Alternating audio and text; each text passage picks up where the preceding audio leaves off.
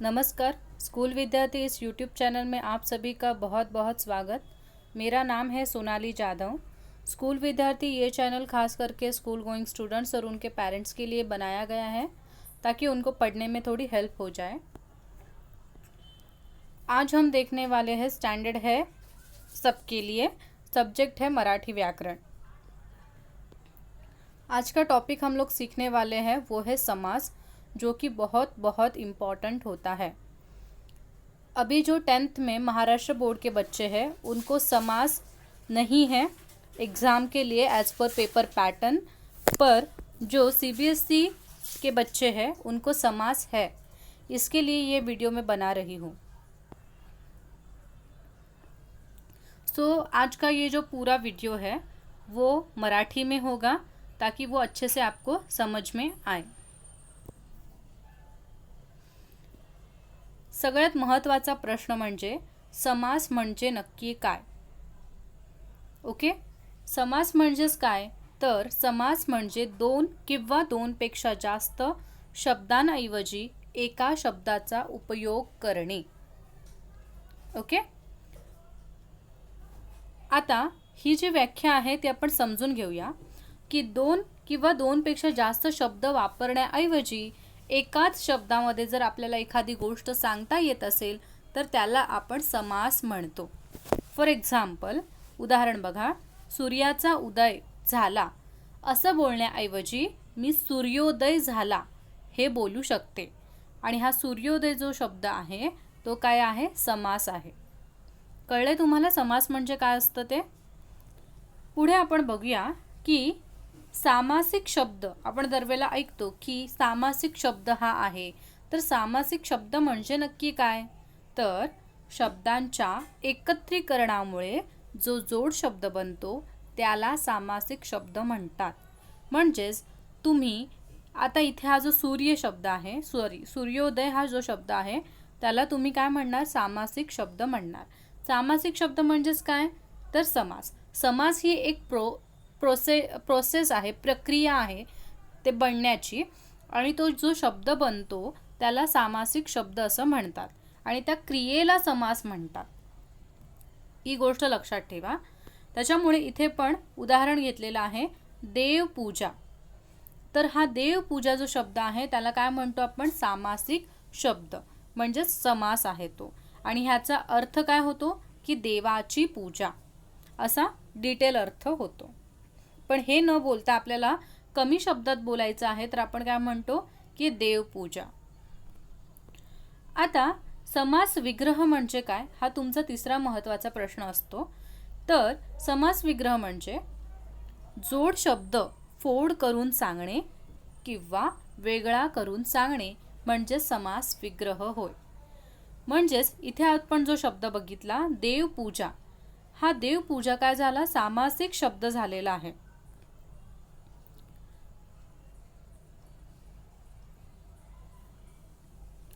एक मिनिट, देवपूजा हा काय झालेला आहे, आपला सामासिक शब्द झालेला आहे म्हणजे समास झाला आहे। पण ह्याचं जर मला तुम्हाला डिटेल्समध्ये सांगायचं झालं तर मला काय बोलावं लागलं होतं, देवाची पूजा। ओके, आणि म्हणजेच इथे देवाची पूजा हे जे मी काही म्हटलेलं आहे तर ते काय झाला, समास विग्रह झाला। म्हणजेच तो शब्द जो आहे देवपूजा तो मी तुम्हाला फोड करून सांगितला किंवा वेगळा करून सांगितला। तर विग्रह म्हणजे काय, सामासिक शब्दांचे कमीत कमी शब्दात केलेले स्पष्टीकरण। विग्रहामध्ये सुद्धा असं नाही आहे की बाबा समासाचा विग्रह करतो म्हणून आपण लांबलचक कुठलीही वाक्य बोलावी, तर अजिबात तसं नाही आहे। ओके, आपल्याला कमीत कमी शब्दातच अर्थ त्याचा सांगायचा आहे, म्हणजेच काय करायचं आहे, विग्रह करायचा आहे। आता पुढे जाऊया आणि पुढे आपल्याला एक गोष्ट दिसते की समासाचे प्रकार कोणते। आता समासाचे प्रकार पडतात। मुख्य प्रकार मी ह्या लाल फॉन्टमध्ये लिहिलेले आहेत। समासाचे जे प्रकार आहेत ते त्यांच्या वैशिष्ट्यांमुळे आणि काही नियमांमुळे पडतात। सगळ्यात पहिला जो प्रकार आहे तो आहे अव्ययी भाव समास। अव्ययी भाव समास याचा अर्थ काय होतो आणि तो कसा ओळखायचा, तर मी एका वाक्यात ती गोष्ट लिहिलेली आहे की या समासामध्ये पहिलं पद जे असतं ते अव्यय असतं. एक गोष्ट इथे लक्षात ठेवा, कुठलाही समास असेल तर त्याला काय असतात, दोन पदं असतात. आता इथेच उदाहरण घ्या, देवपूजा याच्यामध्ये एक शब्द आहे, म्हणजे पहिलं जे पद आहे ते देव आहे आणि दुसरं जे पद आहे ते पूजा असं आहे. वरती जर तुम्ही बघितलं सूर्योदय, तर इथे पहिलं जे पद आहे ते सूर्य आहे आणि दुसरं जे पद आहे ते उदय असं आहे. त्यामुळे एक गोष्ट लक्षात ठेवायची की समास हा दोन किंवा दोनपेक्षा जास्त शब्दांनी बनतो. त्याचप्रमाणे अव्ययी भाव समासामध्ये तुमचा नियम असा असतो की जर दोन पदं असतील तर त्यातलं पहिलं जे पद असतं ते तुमचं नेहमी अव्ययच असतं. आता काही मुलं म्हणतील की अव्यय म्हणजे नक्की काय, तर अव्यय म्हणजे जो कधीच बदलत नाही. जसं की हा शब्द बघा, पहिला वाला आहे प्रतिदिन. तर हा शब्द कसा बनलेला आहे, हा समास कसा बनलेला आहे, प्रति आणि दिन असे दोन शब्द आहेत. आता आपल्या नियमाप्रमाणे जे पहिलं पद आहे म्हणजेच हा प्रति जो शब्द आहे तो अव्यय आहे. आता तो कधीच बदलत नाही. तुम्ही प्रतिदिन बोला, प्रति क्षण बोला, प्रति हा तसाच्या तसाच राहतो, म्हणून तो अव्यय आहे. त्यानंतर आमरण हा शब्द घ्या. आमरणमध्ये सुद्धा आ हा काय झालेला आहे, अव्यय आहे आणि मरण हा दुसरा शब्द आहे.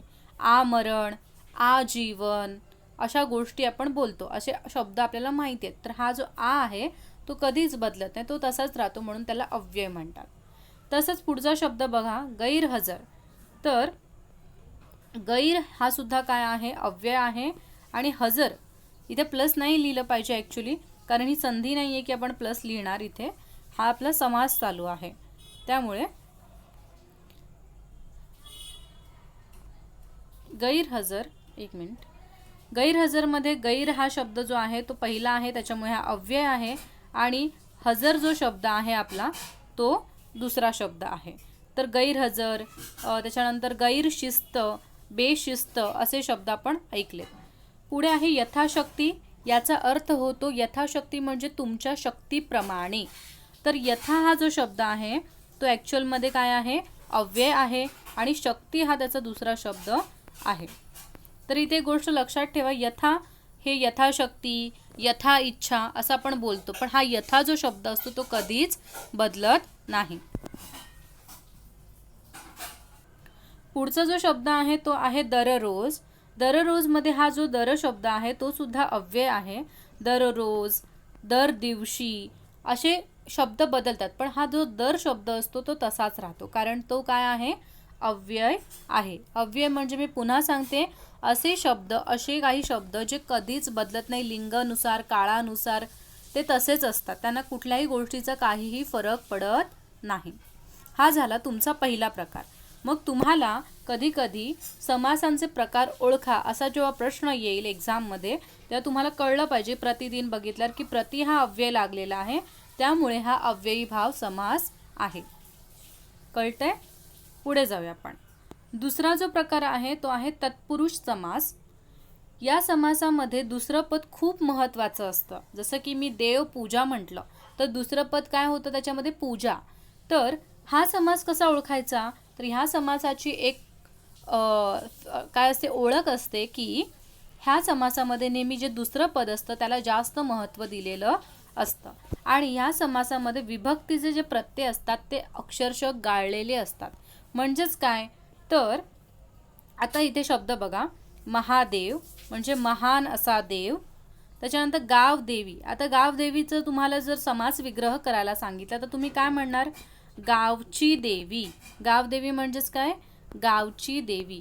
तर इथे जर तुम्ही बघाल हा ची जो आहे तो चाचीचे षष्ठी विभक्ती दाखवतो, पण इथे या समासामध्ये तुम्हाला ती दिसते का, हा ची वापरलेला आहे का, नाही वापरलेला आहे. म्हणजेच इथे विभक्ती प्रत्यय काय केलेला आहे, अक्षरशः गाळलेला आहे, म्हणजे गायब केलेला आहे. आणि हा चीला काढून टाकून सरळ सरळ या चीला त्या लोकांनी काढून टाकलंय आणि काय केलेलं आहे, डायरेक्टली गाव देवी असा एकत्र करून समास बनवलाय. तीच गोष्ट त्यांनी राजवाडा या सोबत सुद्धा केली आहे, राजाचा वाडा असं आपण बोलतो, पण हे पूर्ण बोलत नाही आपण. आणि आपल्याला जर शॉर्टमध्ये बोलायचं असेल तर एक मिनिट, तर आपण कसं म्हणतो ते, हा चा काढून टाकतो आपण म्हणजे विभक्ती प्रत्यय आणि डायरेक्टली राजवाडा असं समास बनवतो. ओके. गुणहीन म्हणजेच काय, इथे गुणाने हीन असलेला म्हणजे गुण नसलेला. रोगमुक्त म्हणजे रोगाने मुक्त जो आहे, रोगाने, इथे पण रोगाने जर तुम्ही बघितलं तर इथे नेची तृतीया विभक्ती येते, नेईशी नेही ईशी. यासाठी तुम्हाला विभक्ती आणि विभक्तीचा जो तक्ता आहे तो सुद्धा पाठ असला पाहिजे. म्हणजेच तुम्ही तत्पुरुष समास कसा ओळखणार, तर तुम्हाला एक गोष्ट लक्षात ठेवायची, याच्यामध्ये दुसरं पद महत्त्वाचं आहे. म्हणजे आता गाव आणि देवी असे हे दोन शब्द आहेत, तर ह्याच्यामध्ये जास्त महत्त्व कशाला आहे, त्या देवीला जास्त महत्त्व आहे, त्या गावाला एवढं काही महत्त्व नाही. त्याच्यानंतर राजवाडा म्हटल्यावर त्या राजाला तेवढं महत्त्व नाही आहे, पण त्या वाडा या शब्दाला इथे जास्त महत्त्व आहे. कळालेलं आहे. सो तुम्हाला हा समास ओळखताना ही गोष्ट लक्षात ठेवायची की दुसरं पद तुमचं खूप महत्त्वाचं असणार आहे आणि विभक्ती प्रत्यय इथे दिले जात नाहीत. आता सगळ्यात महत्त्वाची गोष्ट की हा जो तुमचा तत्पुरुष समास आहे त्याचे अनेक उपप्रकार सुद्धा पडतात, म्हणजे त्याच्यामध्ये सुद्धा खूप टाईप्स आहेत. जसं की पहिला प्रकार आहे विभक्ती तत्पुरुष समास, जो मी तुम्हाला आत्ताच सांगितला की तुम्हाला तिथे विभक्तीने पदं जोडलेली दिसतात. जेव्हा या प्रकारामध्ये काय असतं, समासामध्ये जेव्हा विभक्तीने दोन पदं जोडली जातात तेव्हा त्याला विभक्ती तत्पुरुष समास म्हटला जातो. आता यासाठी मी तुम्हाला काही उदाहरणं दिलेली आहेत. घोड दौड म्हणजेच काय, घोड्यांची दौड. दौड म्हणजेच काय, रेसिंग. ओके. घोड्यांची ची प्रत्यय वापरलेला आहे मी विभक्तीमध्ये आणि चाचीचे ही षष्ठी विभक्तीची खूण आहे. तोंडपाठ, तोंडाने पाठ. ओके. म्हणून ने आहे, ने काय दाखवतो आपल्याला, तृतीय विभक्ती दाखवतो. धर्मभ्रष्ट म्हणजेच धर्मापासून जो भ्रष्ट झालेला आहे, धर्मापासून ऊनहून पंचमी विभक्ती आहे. गायरान म्हणजेच काय, गायीसाठी असलेले रान. आपण बोलतो ना ते गायरान आहे, कारण गायीसाठी, मग ज्याच्यासाठी त्याची नेहमी चतुर्थी विभक्ती असते. सलाते सलानाते हे जरी प्रत्यय असले तरीही ते तुम्हाला एक गोष्ट माहीत असायला पाहिजे की द्वितीया आणि चतुर्थी या दोघांचे सलाते सलानाते प्रत्यय असतात. पण तुम्हाला दोघांमध्ये जर फरक लक्षात ठेवायचा असेल तर नेहमी चतुर्थी विभक्ती जी असते तिला साठी हा शब्द लक्षात ठेवायचा. आणि इथे तुम्हाला समास विग्रह करताना एक गोष्ट जाणवते की गायींसाठी असलेले रान, त्याच्यामुळे ही चतुर्थी विभक्ती येते, ही द्वितीयामध्ये जात नाही. आणि द्वितीय विभक्ती खास कर्म दाखवत असते, ही सुद्धा गोष्ट लक्षात ठेवा. पुढे आहे तिसरा शब्द स्वर्गवास म्हणजे स्वर्गात वास. स्वर्गात, तर इथे त आलंय. त म्हणजेच काय तुम्हाला माहिती आहे, तय्या आणि तय्या ही तुमची सप्तमी विभक्ती असते, त्यामुळे हा सप्तमी तत्पुरुष समास होतो. तुम्ही फक्त विभक्ती तत्पुरुष म्हटलं तरीही चालेल, किंवा जर तुम्हाला शाळेत पर्टिक्युलरली ती विभक्ती सुद्धा लिहायला सांगितलं असेल तर तुम्ही इथे असं लिहायचं. समजा घोडदौड हा शब्द आलाय आणि तुम्हाला विभक्ती ओळखायला सांगितलेली, समास ओळखायला सांगितलंय, तर तुम्ही विभक्ती तत्पुरुष समास असंही लिहू शकता किंवा तुम्ही षष्ठी विभक्ती तत्पुरुष समास असं सुद्धा लिहू शकता. ठीक आहे. हे तुम्ही एकदा शाळेतल्या शिक्षकांना विचारून नक्की घ्या. आता आपल्या तत्पुरुष समासामध्ये उपप्रकारामध्ये पहिला विभक्ती तत्पुरुष आहे आणि दुसरा जो प्रकार आहे त्याच्यामध्ये म्हणजेच उपप्रकार जो आहे तो आहे अलुक तत्पुरुष समास. अलुक या शब्दाचा अर्थ होतो अलुक म्हणजे जो गायब होत नाही. ॲक्च्युली लुक या शब्दाचा अर्थ होतो गायब होणे, वॅनिश होणं, आणि अ लावला त्याला की विरुद्धार्थ होतो, त्याच्यामुळे अलुक याचा अर्थ होतो जो गायब होत नाही. ठीक आहे. म्हणजेच ज्या समासात विभक्ती प्रत्ययांचा लोप होत नाही त्यांना त्या समासाला अलुक तत्पुरुष समास म्हणतात. जसं की आपण वरतीच बघितलं होतं की इथेच मी सांगितलेलं तुम्हाला की इथे विभक्तीचे प्रत्यय गाळलेले आहेत. ओके. पण याच्यामध्ये असा एक उपप्रकार आहे ज्याच्यामध्ये विभक्ती प्रत्यय गाळले जात नाही, ते लिहिले जातात. म्हणजेच त्यांचा लोप होत नाही, ते समासामध्ये लिहिले जातात. आणि त्या प्रकारच्या समासाला अलुक तत्पुरुष समास म्हटलं जातं. आता तुम्ही म्हणाल इथे तर आम्हाला कुठे चाचीचे किंवा नेईशी नेहीशी, ऊनहून, तय्या तय्या असे प्रत्यय तर दिसत नाही आहेत. मग तुम्ही कसं काय म्हणता की विभक्ती प्रत्यय इथे लोप झाले नाही आहेत? आम्हाला तर दिसतच नाही आहेत ते. तर इकडे एक महत्त्वाची टीप आहे की आपल्या मराठीतले खूप असे जे शब्द आहेत ते संस्कृतमधून जसेच्या तसे आलेले आहेत. आणि जर तुम्ही मराठी म्हणजे तुम्ही जर शाळेमध्ये संस्कृतसुद्धा आहे तुमचं, तर तुम्हाला ही गोष्ट लवकर समजेल. आणि समजा तुमचं हिंदी आहे आणि तुम्ही संस्कृत विद्यार्थी नाही आहात, तर तुम्हाला थोडीशी इथे एक गोष्ट मी सांगते की नक्की काय असतं. काही शब्द जे असतात ते संस्कृतमधून डायरेक्टली तसेच्या तसे मराठीत घेतले जातात. ओके. आणि ते जास्त करून ते जे शब्द असतात ते अलुक तत्पुरुषमध्ये येतात. जसं की इथे हा शब्द आहे अग्रेसर, तर इथे हा अग्रे आणि सर अशा 2 पदांनी बनलेला असा समास आहे.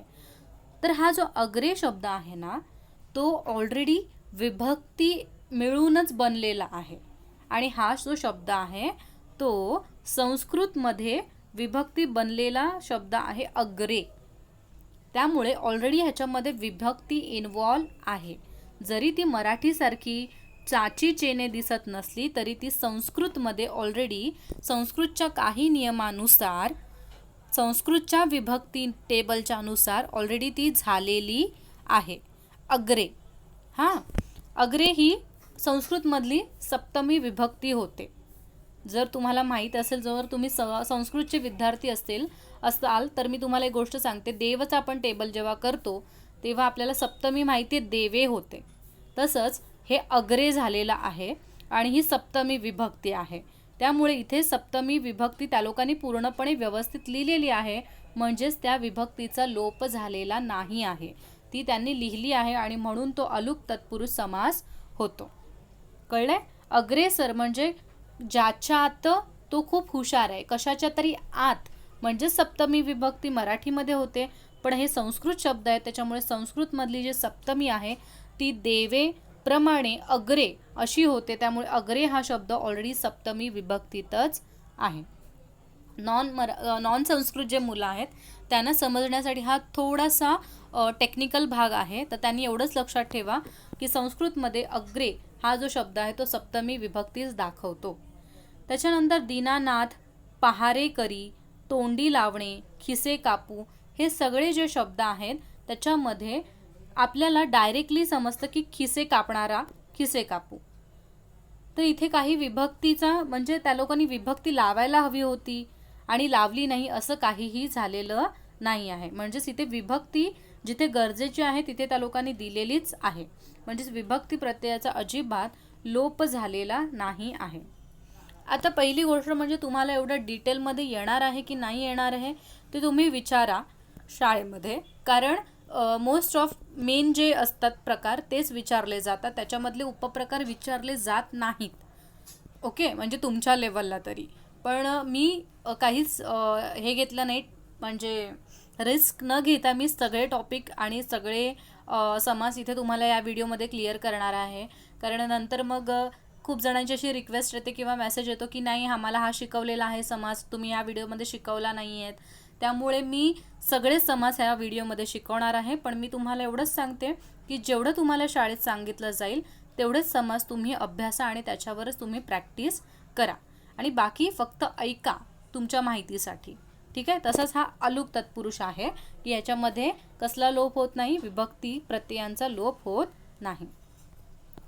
नेक्स्ट आहे उपपद तत्पुरुष समास. उपपद तत्पुरुष समास कसा ओळखायचा, तर त्यामध्ये सुद्धा दुसरे पद हे महत्त्वाचे असते.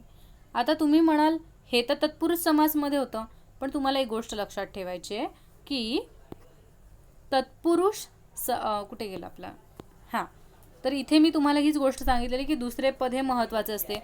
पण आपण त्यातलेच उपप्रकार बघतोय आणि त्यातलाच उपप्रकार उपपद तत्पुरुष समास आहे. आणि म्हणून सुद्धा ह्याचा गुणधर्म पण सेम आहे की याच्यामध्ये दुसरं पद महत्त्वाचं आहे.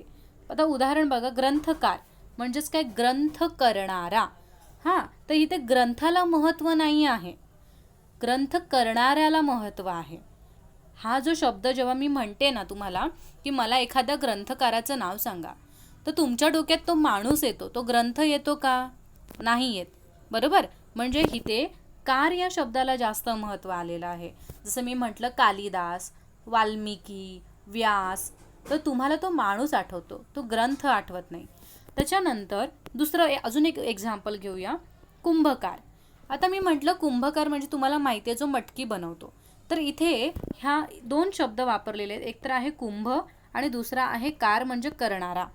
आता मी कुंभकार म्हटल्यावर तुम्हाला मटका आठवणार आहे का? नाही, तुम्हाला तो मटका बनवणारा माणूस आठवणार आहे. म्हणजे तो कार शब्दाला इथे जास्त प्राधान्य दिलेलं तुम्हाला दिसते. त्याच्यानंतर आहे शेषशायी. शेषशायी कोणाला म्हटलं जातं? विष्णूला म्हटलं जातं. शेष नागावर जो शयन करतो, शयन म्हणजेच काय, जो झोपतो, ओके, त्याला आपण शेषशायी म्हणजेच विष्णूचंच दुसरं नाव आहे हे. तर इथे शेषनागाला जास्त महत्त्व दिलेलं नाही आहे, तर त्या शेषनागावर जो झोपतो म्हणजेच विष्णू, त्याला जास्त महत्त्व दिलेलं आहे. सुखद, इथे पण दोन शब्द आहेत, सुख आणि द. द याचा अर्थ होतो देणारा. आता इथे सुखाला महत्त्व नाही आहे, पण तुम्हाला सुख ते नक्की कोण देत आहे, त्या व्यक्तीला महत्त्व आहे, त्या वस्तूला महत्त्व आहे. ओके, कळतंय तुम्हाला? नेक्स्ट आहे कामकरी. कामकरी म्हणजे ते कामाला महत्त्व एवढं नाही आहे, पण जो काम जो म्हणजे ते काम जो करणार आहे त्या माणसाला इथे महत्त्व आहे. अशा प्रकारे उपपद तत्पुरुष समासमध्ये नेहमी दुसऱ्या पदाला हे जास्त महत्त्व दिलं जातं. कळलं? पुढे आपण अजून त्याचा उपप्रकार जो पुढे पडतो तो आहे कर्मधारय समास. कर्मधारय समासमध्ये कसं असतं, दोन्ही पदे ही एकाच विभक्तीमध्ये असतात आणि most probably most of the time ते प्रथमा विभक्तीतच असतात. ठीक आहे. आता इथे बघा, महादेव. महादेव, महादेव याचा अर्थ महान देव. घनश्याम, घन म्हणजेच काय, ढग, ढगासारखा सावळा म्हणजेच घनश्याम म्हणजेच काय, आपला श्रीकृष्ण. रक्तचंदन, रक्तचंदन याचा अर्थ काय होतो, रक्तचंदन हे एक प्रकारचं चंदन असतं. रक्त म्हणजेच काय, लाल कलरचं किंवा रक्त याचा काही त्याच्यात समावेश नाही आहे. रक्तचंदन हे एक आयुर्वेदिक जडीबुटी असतं आणि खूप मेडिसिनमध्ये किंवा आयुर्वेदिक गोष्टींमध्ये त्याचा उपयोग केला जातो. पुरुषोत्तम म्हणजे उत्तम पुरुष. चंद्रमुख म्हणजे चंद्रासारखे मुख. तर तुम्हाला हे कर्मधाराचे एक्झाम्पल बघितल्यावर एक गोष्ट कळली असेल की इथे महान देव, तर महान हे पण प्रथमा विभक्तीत आहे, देव हे सुद्धा प्रथमा विभक्तीत आहे. घनश्याम म्हणजेच काय, घनासारखा श्याम, तर घन आणि श्याम हे दोघं प्रथमा विभक्तीत आहेत. रक्तचंदन म्हणजे रक्तासारखं चंदन. ओके, म्हणजे इथे पण काय सारखेपणा असेल तरी सुद्धा कर्मधारय समास होतो. आणि पुरुषोत्तम म्हणजे उत्तम पुरुष, म्हणजे उत्तम हा सुद्धा प्रथमा विभक्तीत आहे आणि पुरुष हा सुद्धा प्रथमा विभक्तीत आहे. म्हणजेच तुम्हाला ही गोष्ट कळते की जेव्हा दोन्ही पद एकाच विभक्तीत असतात आणि मोस्ट ऑफ द टाइम ती प्रथमा विभक्तीतच असतात, तर तो कर्मधारय समास होतो. पुढे जाऊया. पाचवा प्रकार हा तत्पुरुष मधला शेवटचा प्रकार आहे, द्विगु. ओके, द्विगुमध्ये हा इथे व झालेला नाही आहे टाईप, तर तुम्ही लक्षात ठेवा द्विगु समास. द्विगु समास म्हणजे नक्की काय, अगदी माझा आवडता असा समास हा आहे. जेव्हापासून मी शाळेत होते मला द्विगु समास प्रचंड आवडायचा, कारण तो प्रचंड सोपा आहे. तर द्विगु समास म्हणजेच काय, ज्याचं पहिलं पद नेहमी कुठली ना कुठली संख्या असते, नंबर असतो आणि तो आपल्याला असा एकदम पटकन ओळखता येतो. फॉर एक्झाम्पल पंचप्राण. पंच म्हणजेच काय, 5 नंबर, तुम्हाला माहिती आहे. पंचप्राण म्हणजे 5 प्राण. त्याच्यानंतर आहे नवरात्र, 9 रात्रींचा समूह, नंबर कुठला दिसतो इथे 9. द्विदल, द्विदल म्हणजे तुम्हाला माहिती आहे ना, मूग, मटकी वगैरे जे कडधान्य असतात त्यांना 2 दलं असतात. म्हणजे अशी 2 त्यांना जेव्हा त्या मोड येतं तेव्हा तुम्हाला असे ते 2 तुकडे होतात, त्यांचे पीसेस होतात, तर त्यांना द्विदल म्हणतात. तर इथे 2 नंबर दिसतो तुम्हाला. त्रिभुवन म्हणजे 3 भुवनांचा समूह. भुवन म्हणजे घर, ज्याला आपण 3 BHK असं म्हणू शकतो. हल्लीच्या मॉडर्न लँग्वेजमध्ये. आणि दशावतार म्हणजेच 10 अवतार, इथे दश नंबर आलेला आहे. अशा प्रकारे एकदम सोपा असतं ओळखायला द्विगु समास. ओके सॉरी, अजून एक बाकी याच्यामध्ये आपला प्रकार जो आहे मध्यम पदलोपी समास.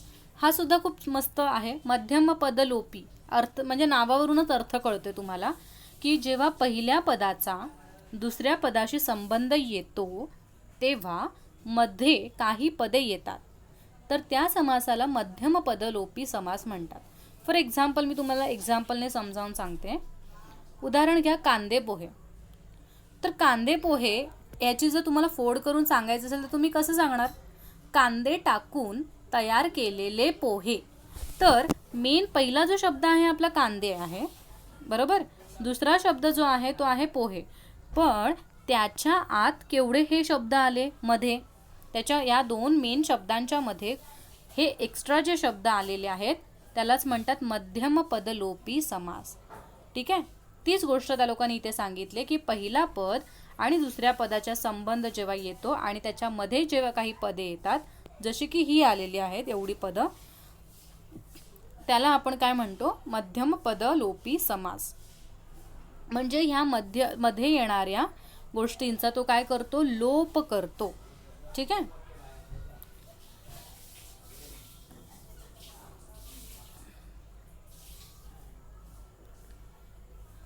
ओके, आता दुसरा बघूया. दुसरं एक्झाम्पल पुरणपोळी म्हणजेच काय? पुरण टाकून तयार केलेली पोळी.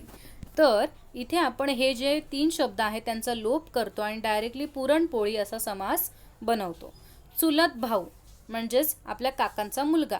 मग वडिलांच्या भावाचा मुलगा एवढं बोलण्यापेक्षा आपण काय करतो? डायरेक्टली चुलत भाऊ असं शॉर्टकटमध्ये बोलतो. म्हणजे मधल्या काही पदांचा आपण काय करतो? लोप करतो. त्याला म्हणतात मध्यम पदलोपी समास. ओके, आता आपला तिसरा. हे जे आपण बघत होतो ते कसले प्रकार बघत होतो आपण? हा जो मेन प्रकार होता आपला तत्पुरुष, त्याचे हे उपप्रकार आपण बघत होतो. आता आपल्याला परत मेन प्रकारांमधला तिसरा प्रकार बघायचा आहे. तो आहे द्वंद्व समास. द्वंद्व समास म्हणजेच काय? याच्यामध्ये दोन्ही पदांना तेवढंच महत्त्व असतं. बरोबर. तत्पुरुषमध्ये आपण काय बघितलं? दुसऱ्या पदाला जास्त महत्त्व असतं. पण द्वंद्व समासामध्ये दोघांना तेवढाच इम्पॉर्टन्स असतं. दोघेही तेवढेच खूप महत्त्वाचे असतात. For example Ram Lakshman. इथे राम पण तेवढाच महत्त्वाचा आहे, लक्ष्मण पण तेवढाच महत्त्वाचा आहे. आई बाप, आई पण तेवढीच महत्त्वाची आहे आणि बापसुद्धा तेवढाच महत्त्वाचा आहे. स्त्री पुरुष, स्त्रीसुद्धा तेवढीच महत्त्वाची, पुरुषसुद्धा तेवढाच महत्त्वाचा. म्हणजे इथे तुम्हाला इक्वॅलिटी दिसेल.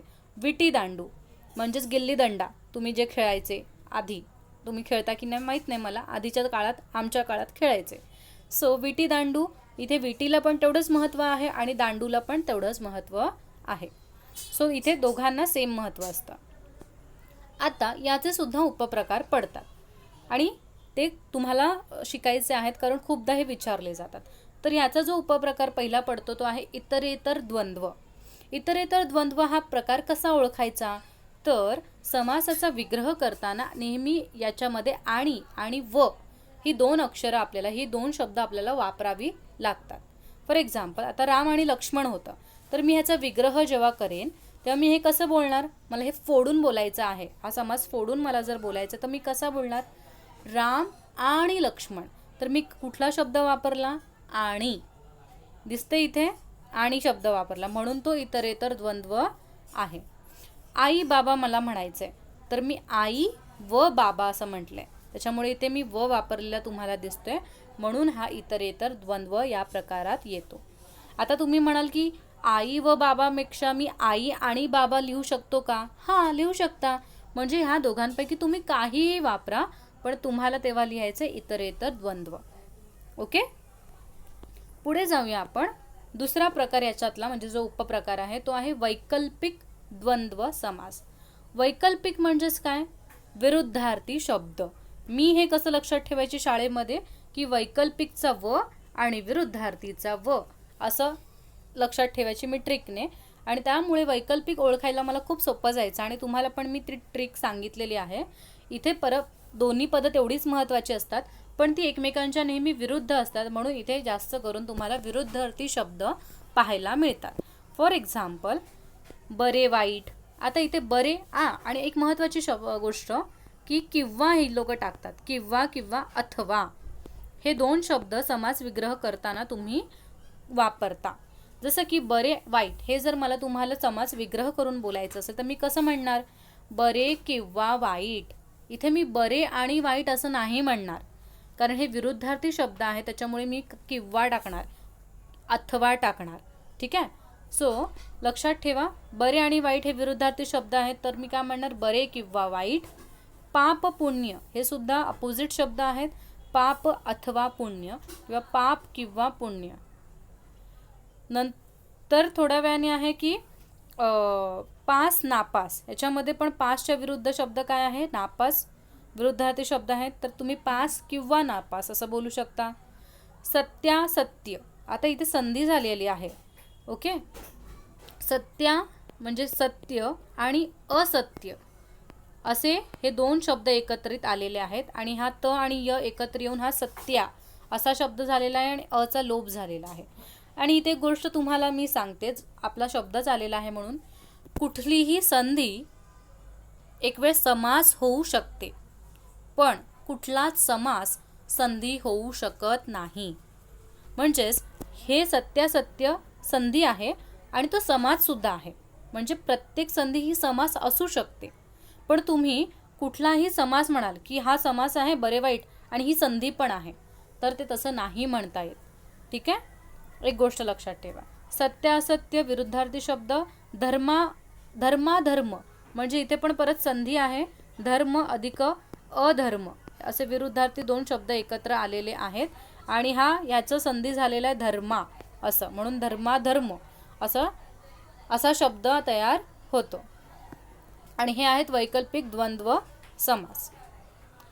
पुढे अजून एक ह्याचा एक प्रकार आहे, तो बघूया, समाहार द्वंद्व समास. समाहार द्वंद्व समासामध्ये काय असतं, तर इथे तुम्हाला पदांचा समूह दिसून येतो, कारण समाहार या शब्दाचा अर्थच होतो समूह, ग्रुप. ओके. आणि हे कसं ओळखायचं असतं, तर इथे बघा, उदाहरण बघा, चहा पाणी हा शब्द आहे. चहा पाणी या शब्दामध्ये तुम्हाला काय दिसतं, चहा आणि पाण्याचा समूह, म्हणजे हे दोघं नेहमी तुम्हाला ग्रुपमध्ये दिसतात. भाजीपाला हा जो शब्द आहे त्याच्यामध्ये पण भाजी आणि पालेभाजी ह्यांचा नेहमी तुम्हाला समूह दिसतो, त्यामुळे हे समाहार द्वंद्व आहेत. घरदार म्हणजेच घर आणि दार हे नेहमी एकत्रच असतात, असं आहे का की घर एकीकडे आणि दार एकीकडे, नाही, म्हणून पण ते समाहार द्वंद्वमध्ये येतात. केर कचरा. केर म्हणजेच बारीक असलेला कचरा आणि कचरा म्हणजे कचरा, तर हे दोघं पण आपण एकत्रच बोलतो. तर समाहार द्वंद्व याचा अर्थ जे नेहमी ग्रुपमध्ये असतात, आणि द्वंद्व असल्याचा अर्थ तो तुम्हाला माहितीच आहे की दोघांना पण तेवढंच महत्त्व आहे. इथे चहाला पण तेवढंच महत्त्व आहे आणि पाण्याला पण तेवढंच महत्त्व आहे, घराला पण तेवढंच महत्त्व आहे जेवढं दाराला आहे. इथे सुद्धा द्वंद्व आहे, म्हणजे हे द्वंद्वाचेच उपप्रकार आहे, त्याच्यामुळे इथे पण दोघांना महत्त्व आहे. बरे या शब्दाला पण तेवढंच महत्त्व आहे आणि वाईट या शब्दाला सुद्धा तेवढंच महत्त्व आहे. पापाला पण तेवढंच महत्त्व आहे, पुण्याला पण तेवढंच महत्त्व आहे. पुढे जाऊया आपण. हा आपला शेवटचा आणि मुख्य प्रकार, म्हणजे शेवटचा जो मेन जे प्रकार बघितले त्याच्यातला हा चौथा आणि शेवटचा प्रकार आहे, जो आहे बहुव्रीही समास. ओके. बहुव्रीही समास म्हणजे काय असतो, तर या समासात दोन्ही पद महत्त्वाची नसतात. नाही पहिलं पद महत्त्वाचं, नाही दुसरं पद महत्त्वाचं, तिसऱ्याच पदाबद्दल इथं बोललं जातं. ओके. जसं की इथे शब्द आहे नीलकंठ. नीलकंठ याचा अर्थ काय, ज्याचा कंठ निळा आहे. तर इथे दोन शब्द आहेत, नील आणि कंठ. तर इथे ह्या निळ्या रंगाला पण काही महत्त्व नाही आहे, कंठ म्हणजे जो गळा आहे त्याला पण काही महत्त्व नाही आहे. इथे तिसऱ्या व्यक्तीचा बोध होतो, नीलकंठ म्हणजे शंकर, कारण शंकराचा गळा हा निळा आहे आणि म्हणून त्याला नीलकंठ म्हटलं जातं. त्यामुळे बहुव्रीही समास हा असा असतो की जिथे दोन्ही पदांना महत्त्व नसतं, तर कुठलं तरी तिसरं जे पद असतं ते आपल्याला इथे कळतं.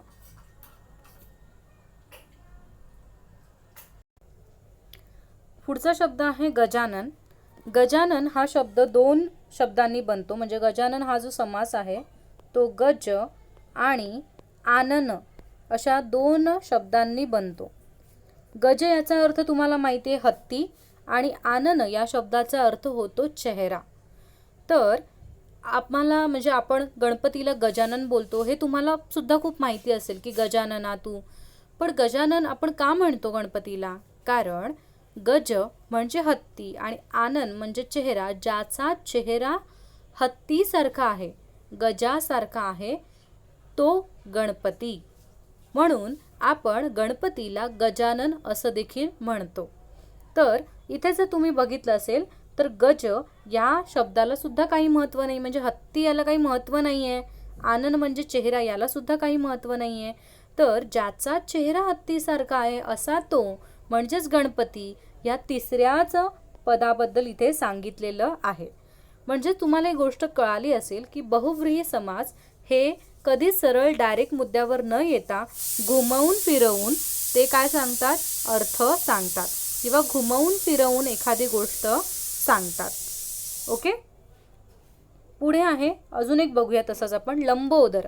गणपतीचं अजून एक नाव आहे लंबोदर.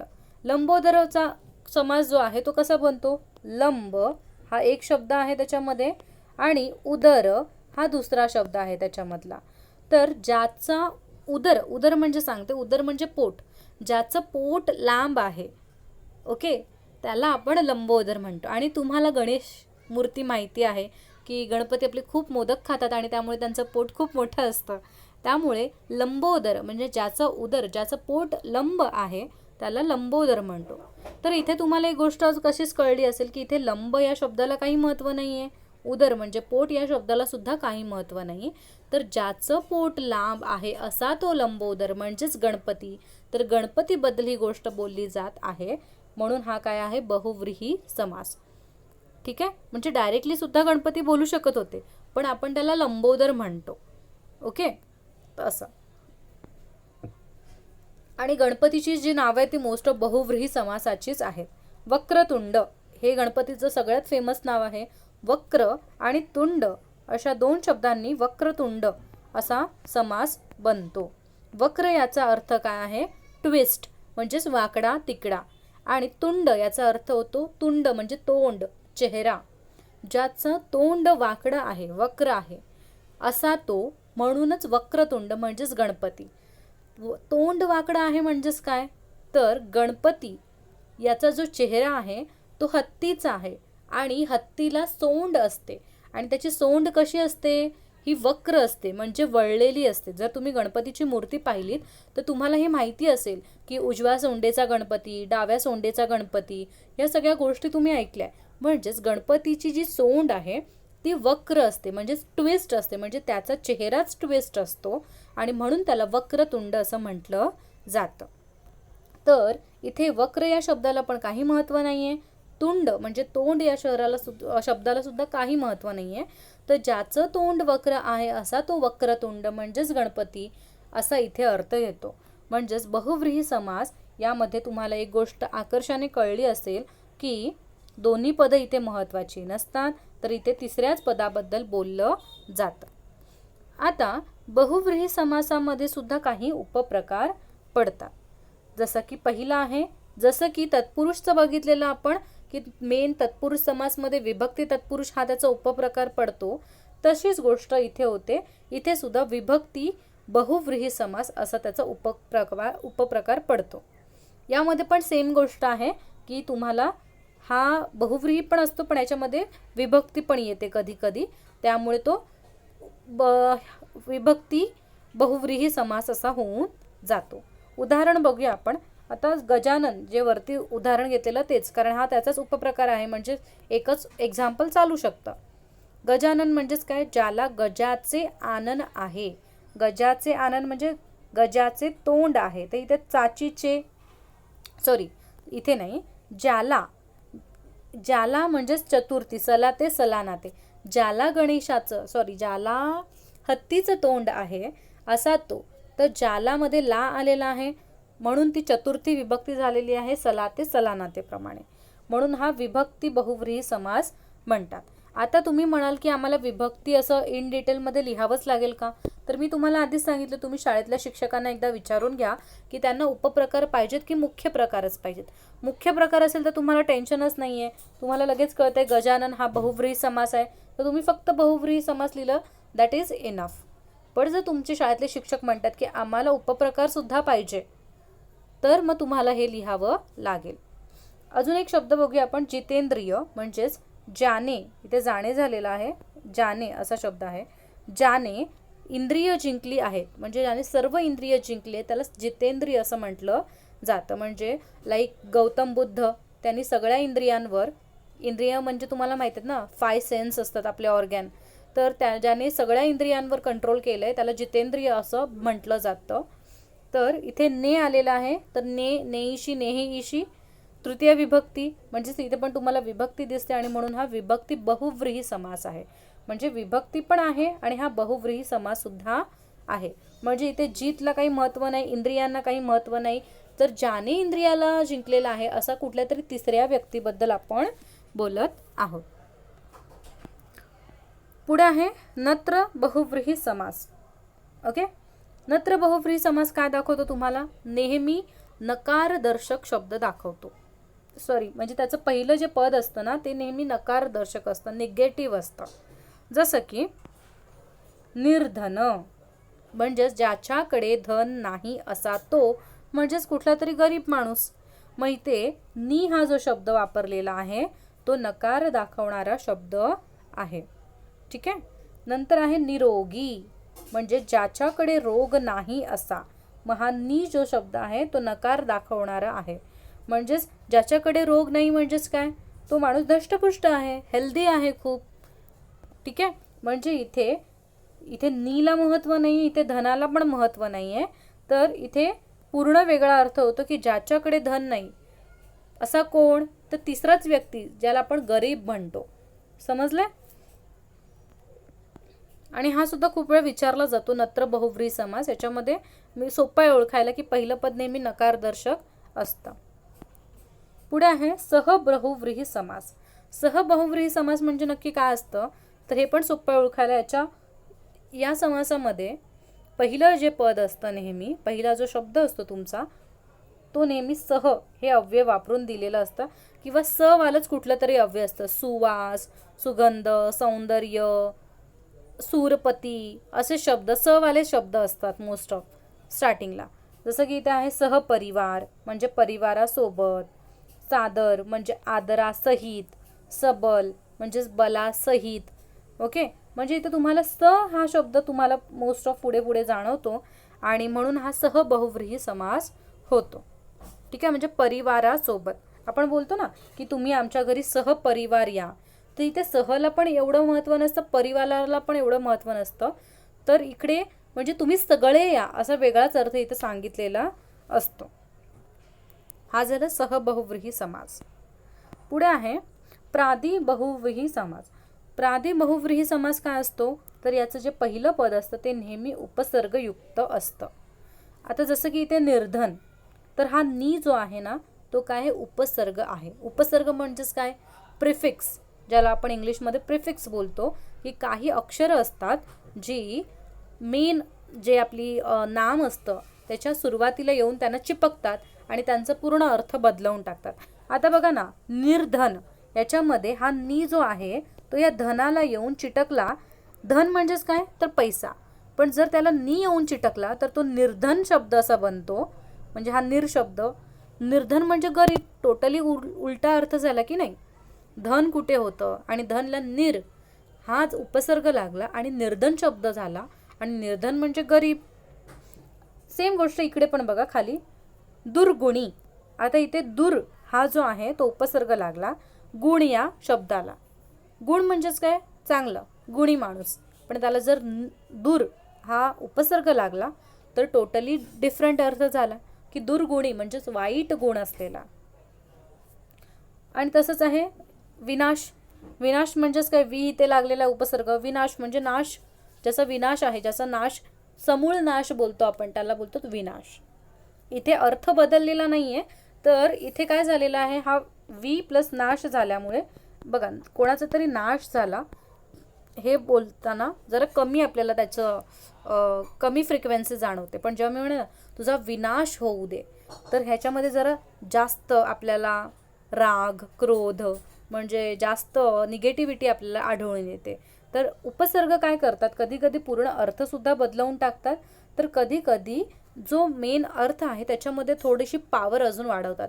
जसं की नाश, तुझा नाश हो आणि तुझा विनाश हो, याच्यामध्ये विनाशमध्ये जर तुम्ही बघाल तर जरा जास्त पॉवर जाणवते. म्हणजे कधी कधी उपसर्ग मेन शब्दाची ताकद अजून वाढवतात. ओके, सो फायनली अशा प्रकारे आपला जो समास हा महत्त्वाचा जो टॉपिक होता, जो भरपूर जणांनी रिक्वेस्ट केला होता की तुम्हाला तो पाहिजे एक्झामसाठी, आणि अशा प्रकारे मी कुठलाही समास स्किप न करता त्याचा उपप्रकारसुद्धा मी स्किप केलेला नाही आहे. असं टोटल इन डिटेल तुम्हाला सगळं शिकवलेलं आहे. छान छान उदाहरणं दिलेली आहे, छान छान ट्रिक्स दिलेले आहे, जेणेकरून तुम्हाला ते लक्षात राहतील. आणि याची PDF सुद्धा मी तुम्हाला डिस्क्रिप्शन बॉक्समध्ये देईन, जेणेकरून तुम्ही हे सगळं एका वहीत लिहून काढाल आणि ते तुम्हाला खूप बेटर ठरेल. ठीक आहे, जोपर्यंत तुम्ही स्वतःच्या नोट्स बनवणार नाहीत तोपर्यंत ते तुमच्या माइंडमध्ये पक्क असं लक्षात राहणार नाही. ऐकून ऐकून जास्त गोष्टी लक्षात राहत नाही, त्या नेहमी एका वहीवर पानावर लिहून काढायच्या, तर त्या तुमच्या जास्त लक्षात राहतात. ओके, सो आय होप तुम्हाला ही व्हिडिओ आवडली असेल तर प्लीज सगळ्यांनी लाईक करा, आठवणीने चॅनलला सबस्क्राईब करा आणि तुमच्या छान छान कॉमेंट्स लिहा की तुम्हाला हा व्हिडिओ कसा वाटला, तुम्हाला समजलं की नाही समजलं, आणि तुमच्या मित्रमैत्रिणींना ही व्हिडिओ जरूर शेअर करा. कारण तुम्हाला जसा प्रॉब्लेम होतो समाज जेव्हा समजत नाही तेव्हा, तसा दुसऱ्यालाही तो प्रॉब्लेम होऊ शकतो. आणि तुम्हाला जशी मी मदत केली तसं तुम्हीसुद्धा कोणाला तरी मदत करू शकता. आणि मदत करणं हे नेहमी खूप चांगलीवाली फिलिंग्स असतात आणि त्या तुम्हीसुद्धा जोपासाव्यात आणि तुम्हाला पण मग खूप छान छान वाटेल जसं मला वाटतं. आणि भेटूया आपण अशाच प्रकारे नवीन व्हिडिओसोबत. तोपर्यंत बेल आयकॉनला क्लिक करायला विसरू नका नोटिफिकेशनसाठी. आणि thank you so much for loving me and supporting me.